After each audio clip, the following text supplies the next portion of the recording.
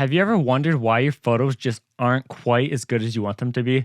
Whether you're trying to take better photos for your Instagram or you're just trying to do a better job of documenting your life, I have 4 tips for you that are going to drastically improve your photography starting today.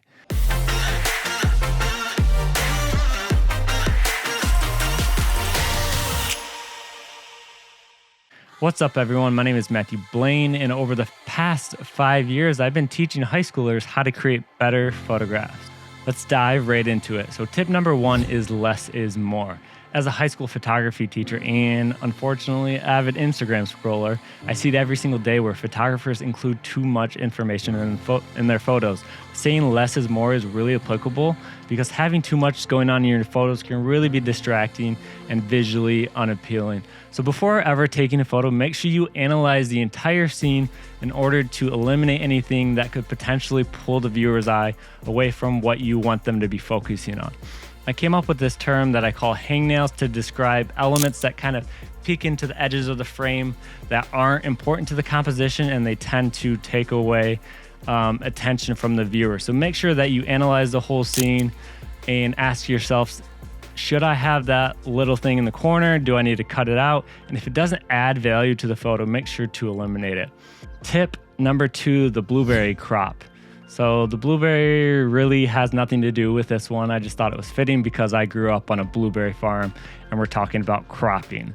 So the way a photograph is cropped and framed is really important to whether or not a photo is ultimately going to be successful or not. And it's important that you make sure to take 10 or more seconds and ask yourselves, would this photo be better if I was closer to the subject? Would it be better if you maybe took a step back? Another thing to consider is cropping off fingers and cropping off at joints. So you always want to make sure and try not to crop fingers off at the edge of the composition because that becomes awkward and visually kind of distracting. Also, you want to make sure to give the subject enough headspace at the top of the frame so that their eye line is above that upper third line. One thing to be careful about is actually physically cropping the photo after the photo's been taken, because the more you crop that photo in, the more that you're going to lose quality, especially if you're on a cell phone. So if you're finding value in this video, I would love for you to hit that like button and consider subscribing for more photography and filmmaking related content. So let's jump into tip number 3, drawing the line. One of my favorite art elements to use in photography is the element of line. And lines can be incredibly powerful when composing photographs because they allow you to direct the viewer's eye to different parts of a photograph and really help direct the attention to a specific spot in a photo.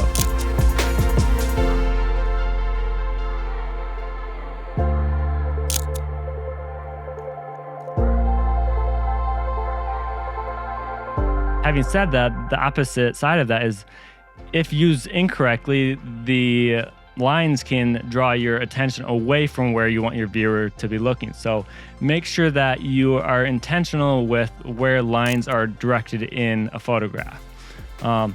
Because understanding how to use lines when taking photos, or even videos for that matter, the possibilities are really endless. One of my favorite ways to use leading lines is to draw the viewer's eye into the back of the composition. That creates depth and it keeps the viewer's eyes engaged in the content in the photograph. So leading lines is a really powerful tool to use in photography. Next up on the agenda is tip number 4, this little light. So light is arguably the most important factor when it comes to great photography, because without it, photography really wouldn't exist, because photography literally means literally drawing with light. So it's really important to make sure that your photos are taken with good light. So if you don't have any fancy lights or any off-camera flashes, that's totally okay, and I got you covered. All you really need is a window light. So just put your subject near a window and voila, you get this nice, beautiful, soft light and even light coming in from the windows. Try to stay away from lights, overhead lighting, lights on the wall, because they can cast kind of an uneven, gross light. If you're outside and you're trying to take photos of people, try to find shaded areas or a place out of direct sunlight, because direct sunlight can generally cause harsh light coming in and it can make harsh shadows, and it really isn't flattering to the viewer. So try to find places with even lighting in the shade that are out of direct sunlight. Overcast days are generally really good for soft, even, beautiful, smooth light. Oh, what the heck? I'll give you guys a fifth tip. So the fifth tip is shift your perspective. In photography, perspective is everything. And it's really how you view the world that makes it so unique. Not how someone else views the world, but how you view the world. So take an extra 10 to 15 seconds and ask yourself different questions. Is the scene lit well? Should I move closer? Should I move further away? Can I get a higher angle, maybe a lower angle, maybe a different angle that you're not seeing that someone might not normally see?